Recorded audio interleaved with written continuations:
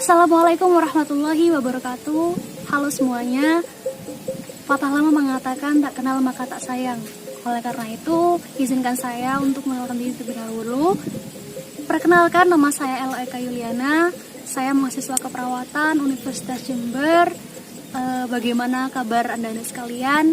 Semoga kita semua selalu dalam kondisi yang sehat meski masih dalam belenggu pandemi COVID-19 ini.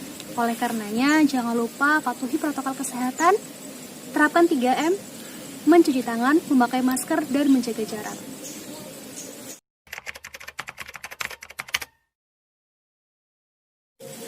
Bapak, Ibu, dan teman-teman sekalian, tahukah kalian semua siapa saja kelompok-kelompok yang termasuk dalam kelompok rentan terkena penyakit atau terinfeksi oleh virus corona ini?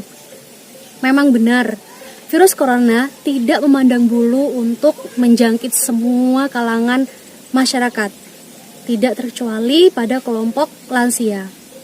Namun ternyata kelompok lansia dan kelompok orang-orang yang memiliki riwayat penyakit kronis seperti diabetes, hipertensi, penyakit jantung, dan lain sebagainya, itu adalah termasuk ke dalam kelompok-kelompok yang rentan akan terkena atau terjangkit oleh virus corona. Bapak, Ibu, dan teman-teman sekalian, perlu diketahui bahwa seiring dengan bertambahnya usia kita, maka akan banyak perubahan yang terjadi pada tubuh kita. Antara lain seperti menurunnya kadar imun, menurunnya kemampuan syaraf, menurunnya kekuatan otot dan tulang, dan lain sebagainya. Kondisi demikianlah yang mengakibatkan tubuh para lansia atau orang yang sudah menginjak usia senja rentan terhadap berbagai macam penyakit.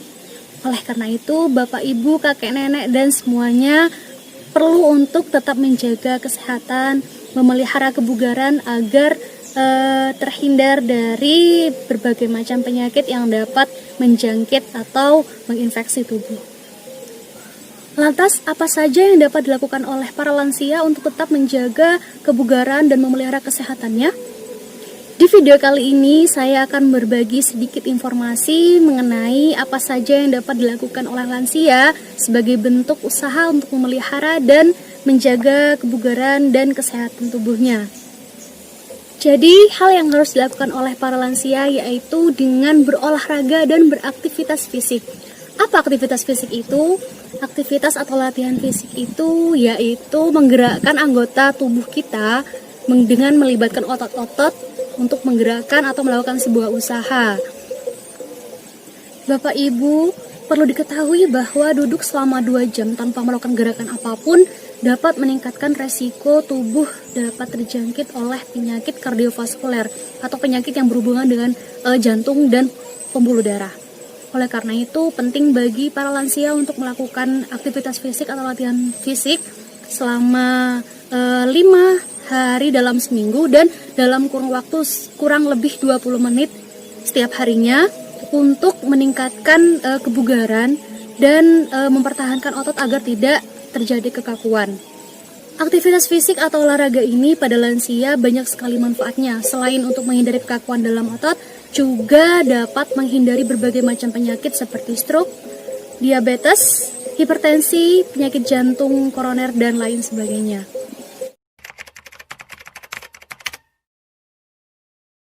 Yang pertama, Bapak, Ibu sekalian bisa jalan-jalan pagi atau jogging juga bisa, yaitu lalu berkebun atau juga dapat senam.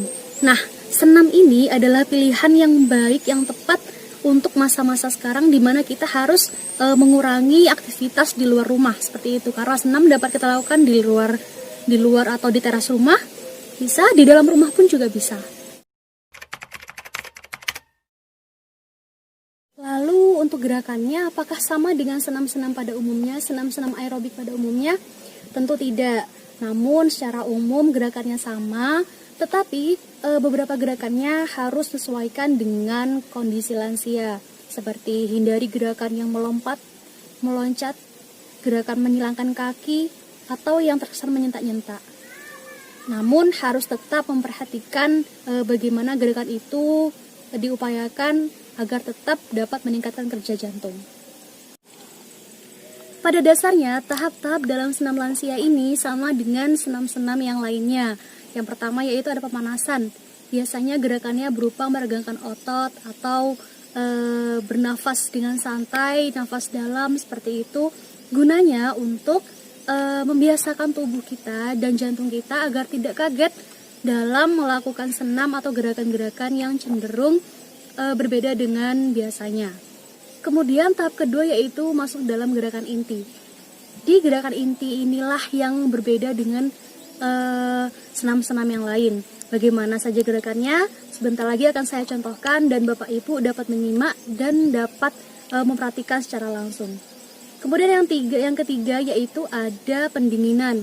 Gerakan pendinginan biasanya cenderung gerakan-gerakan yang santai, rileks, gunanya untuk mengembalikan suhu tubuh dan detak jantung kita agar normal seperti biasanya sebelum melakukan senam. Baik, sekarang saya akan mempraktikkan bagaimana cara dan apa saja gerakan yang ada pada gerakan inti senam lansia ini. Ibu Bapak bisa langsung melihat, menonton, dan langsung mengikuti saya ya.